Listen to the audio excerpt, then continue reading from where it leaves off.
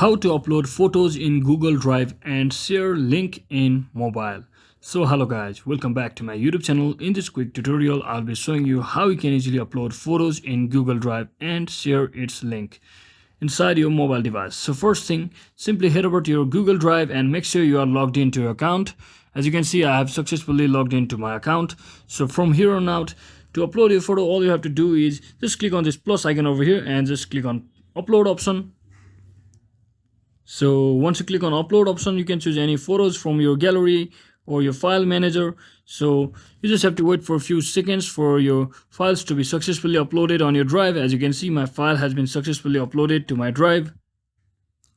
So now to share it, all you can do is just click on this three dot icon over here and just click on share, and you can just bring on any people Gmail ID to whom you want to share, and once you select some person to whom you want to share, you can also change your editor mode to viewer only mode.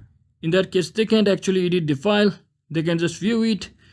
And if you set it to editor, they can also download your file and modify your file to make some changes. You can simply click on this send button.